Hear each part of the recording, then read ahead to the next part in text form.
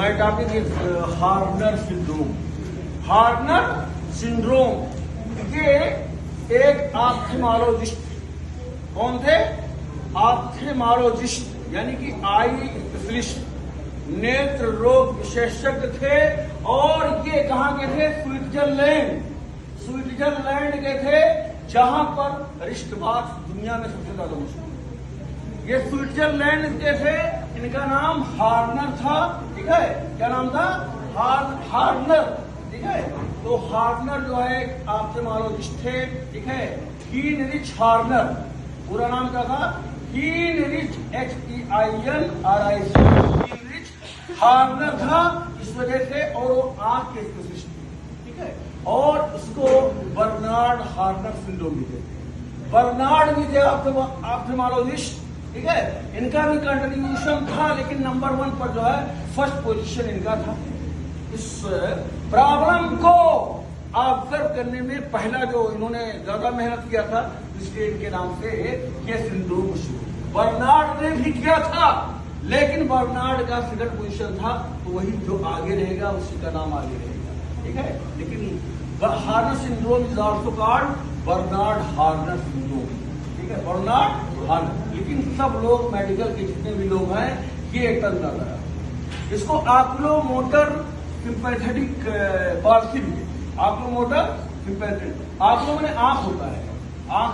ठीक है, और यहाँ पे जो देखो, यहाँ पर जो सिंपैथेटिक नर्व है, सिंपैथेटिक नर्व है जो ऑटोनॉमिक नर्वस सिस्टम के जो है, एक सिंपैथेटिक होता है और एक पैरासिम्पैथेटिक होता है। तो यहाँ पर C1, जो C1, C2, C3, C4, यहाँ पर जो नर्व होता है, एक गैंग्लियन होता है, superior cervical ganglion, superior cervical ganglion. तो यहाँ पर जो गैंग्लियन है, तो न्यूरॉन का सेल बॉडी मिलकर के सुपीरियर सर्वाइकल गैंग्लियन बनाता है। तो यहीं से जो जान जाता है nerve fibre C1 first cervical, second cervical, third cervical, fourth cervical, ये नर्व जो है जा करके और यहीं पर आई में, ठीक है, अपर आईलिड में यहाँ पे एक मसल होता है, मूलर मसल। यहाँ पर कौन सा मसल होता है? मूलर मसल होता है। और इसी को सुपीरियर टार्सल मसल कहते हैं, जो आंख को उठाने का काम करता है, एलिवेशन। ठीक है, ये यहाँ पे भी जाता है। और जो आयरिस होता है, आयरिस, ठीक है, आयरिस में जो है एक मसल होता है स्फिंक्टर पुपिली, स्फिंक्टर पुपिली, तो उसको सप्लाई करता है। C1, C2, C3, C4 जो है।